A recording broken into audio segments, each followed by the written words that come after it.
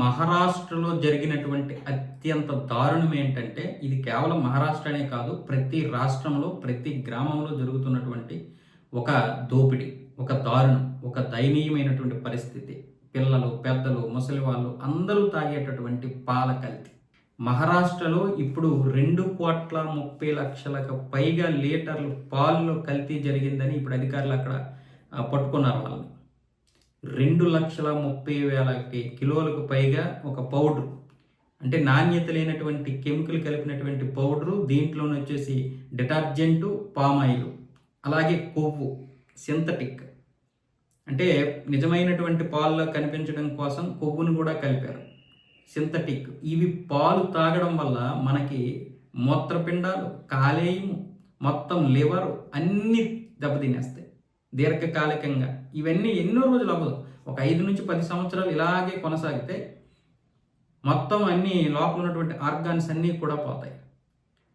అంటే ఇక్కడ ఏదో మొత్తానికి మహారాష్ట్రలోన ఈ అధికారులు, ఫుడ్ సేఫ్టీ అధికారులు ఏమొచ్చేసి తనిఖీలు నిర్వహిస్తున్నారని చెప్పి ఈ విషయం తెలియగానే రోడ్ల మీదకి కొన్ని వేల లీటర్లు పాలను పారేశారంట. ఈ విషయం వెంటనే వీళ్ళకి తెలియడంతో ఇక్కడ ఏదో కల్తీ జరుగుతుందని ఇన్ఫర్మేషన్ వచ్చింది. అంటే వాళ్ళకి అర్థమైపోయింది కల్తీ జరుగుతుంది అని చెప్పి. వెంటనే వీళ్ళు వెళ్ళి అక్కడ మొత్తం ఎంక్వైరీ చేస్తే 2,30,000 కేజీలు పౌడర్ కలిపారని తెలిసింది. దానికి సంబంధించి 60 బస్తాలను కూడా వాళ్ళు స్వాధీనం చేసుకున్నారు. అంటే ఇంకా ఎంత దారుణాలు జరుగుతున్నాయో ఆలోచించండి. ఇది కేవలం మహారాష్ట్ర మాత్రమే కాదు, ప్రతి రాష్ట్రంలో జరుగుతుంది. మన రాజమండ్రిలో దొరికాడు కదా ఆ చెత్త నా కొడుకు, 70 మంది చనిపోయారు. 70 మంది దీర్ఘకాలికంగా చనిపోయారంటే వాడి యొక్క ఇది పాలు తాగి ఎంతోమంది కాలేయమి ఇబ్బందులతో ఈరోజు నరకం చూస్తున్నారు. మన పిల్లలకు కూడా మనం నిజమైన పాలు అనుకునే ఇస్తాం. ఇంకా ఈ విధంగా ఎంతమంది ఇది చేస్తున్నారో తెలియదు. అలాగే మనకి బస్ స్టాండ్లు, రైల్వే స్టేషన్లు, ఇలా ఏవైతే రద్దీగా ఉండేటటువంటి టీ షాపులు ఉంటాయో ఆ లోపల ఏం పాలు వాడతారో మనకు తెలియదు. యూరియాతో తయారైనటువంటి పాలను కూడా వాడుతున్నారు, వాళ్ళకి తక్కువ ధరకు వస్తాయి. ఇప్పుడు వీడు దీని మీద 10 కోట్ల రూపాయలు సంపాదించాడు, కానీ కొన్ని లక్షల మంది దీని మీద అనారోగ్యం పాలైపోతారు. వాడికి డబ్బే ముఖ్యం.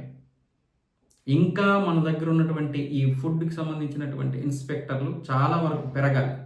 అయితే వాళ్ళు పారదర్శకత్వంగా పనిచేయాలి. అయితే ప్రజలు కూడా దీని గురించి తెలుసుకోవాలి. నిజంగా ఇక్కడ హైదరాబాద్ మణికొండలో ఒక హోటల్ని కుక్క మాంసం దొరికిందని చెప్పి, అలాగే పాసిపోయినటువంటి మాంసం కూడా దొరికిందని చెప్పి అధికారులు 3 నెలలు ఆ హోటల్ని మూస్తే, ఆ విషయం జనాలకు తెలిసి కూడా 3 నెలల తర్వాత ఆ హోటల్ని ఓపెన్ చేస్తే మనమే కుక్కల్లాగా మరీ వెంటబడి మరి అక్కడ అరగంట గంట సేపు వెయిట్ చేసి మరీ తిన్నాం.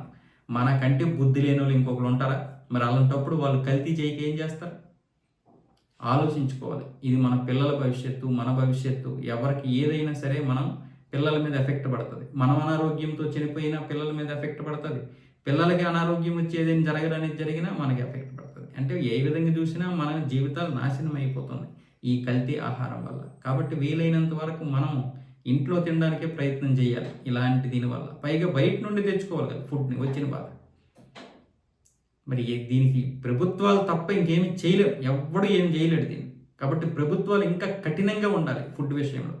అలాగే రోడ్ల మీద చాలామంది ఈ చిరుతిళ్ళ విషయంలో కూడా నూనెని పదే మరగించి మరి దాంట్లోనే బజ్జీలు అని ఇవే వేస్తారు. అది చిన్న షాప్ నుండి పెద్ద షాప్ వరకు ఇదే జరుగుతుంది. అది ఎవరేమైనా అనుకోండి, కానీ ఈ ఫుట్పాత్ మీద ఉన్నటువంటి చిన్న వ్యాపారులు కూడా ఇలాంటి కల్తీ నూనె కూడా వాడుతున్నారు.